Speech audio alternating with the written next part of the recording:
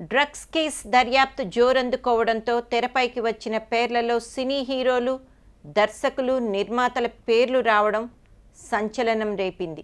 సినీ కార్యక్రమాల్లో హీరోలను ఆకాశానికెత్తే ఓ బడా నిర్మాత ఉన్నాడనే వార్తలు రావడంతో అందరూ ఉలిక్కిపడ్డారు. అయితే నోటీసులు అందజేసిన తర్వాత ఆయన పేరు లేకపోవడం ఆశ్చర్యానికి లోనయ్యారు. ఆయన పేరు లేకపోవడం వెనుక ప్రముఖ హీరో జోక్యమే కారణమని ఫిలిం నగర్లో పలువురు చెప్పుకుంటున్నారు. ఇరు రాష్ట్ర ప్రభుత్వ పెద్దలతో ఉన్న పరిచయాలతో ఆ బడా నిర్మాత పేరును నోటీసులు జారీ చేసే జాబితా నుంచి తప్పించి ఉంటారనే అభిప్రాయాన్ని పలువురు వ్యక్తం చేస్తున్నారు. కాగా నిజాయితీ, నిబద్ధతకు ప్రతిరూపంగా ఉండే ఆ హీరో ఇలాంటి వ్యవహారాల్లో తలదూర్చరనే మరో వాదన కూడా బలంగా వినిపిస్తున్నది. గతంలో మద్యం ఉత్పత్తుల ప్రకటనలో కనిపించడానికి నిరాకరించిన సదరు హీరో డ్రగ్స్ లాంటి వాటికి మద్దతు తెలిపే అవకాశమే లేదంటున్నారు.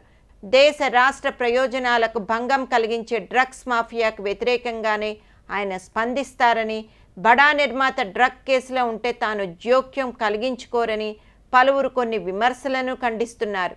సినీ పరిశ్రమలో పెద్దలుగా చలామణి అయ్యే పిల్లలు, వారికి సంబంధించిన వారి పేర్లను పలుకుబడి ఉపయోగించి తీసివేసి ఉంటారనే వాదనను సామాన్య జనం చెప్పుకోవడం గమనార్హం. డ్రగ్స్ కేసులో నటి మంచులక్ష్మి ట్వీట్ సంచలనమైంది. ఆమె ఏకంగా కాంగ్రెస్ సీనియర్ నేత దిగ్విజయ్ను టార్గెట్ చేస్తూ ట్వీట్ చేసింది. తెలంగాణ మంత్రి కేటీఆర్ ట్వీట్ను సమర్థిస్తూ దిగ్విజయ్పై మండిపడింది.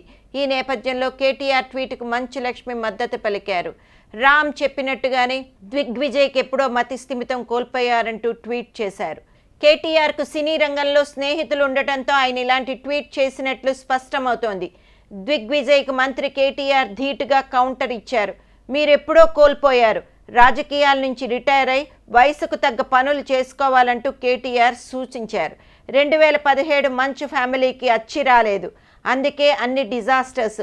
సో మంచు లక్ష్మికి వాళ్ళ నాన్న మంచు మోహన్ బాబులానే పాలిటిక్స్లోకి ఎంటర్ అవుదామనుకుంటున్నారని ఇండస్ట్రీ సమాచారం. 2019 ఎలక్షన్స్లో సీటు కోసం మంచు లక్ష్మి ట్రై చేస్తోందని టాలీవుడ్లో ఒక వార్త చక్కర్లు కొడుతోంది. అందుకే ఈ ట్వీట్స్. తాజాగా అందుకే పొలిటికల్ లీడర్లా లక్ష్మి స్పందించారని ఇండస్ట్రీ వార్త.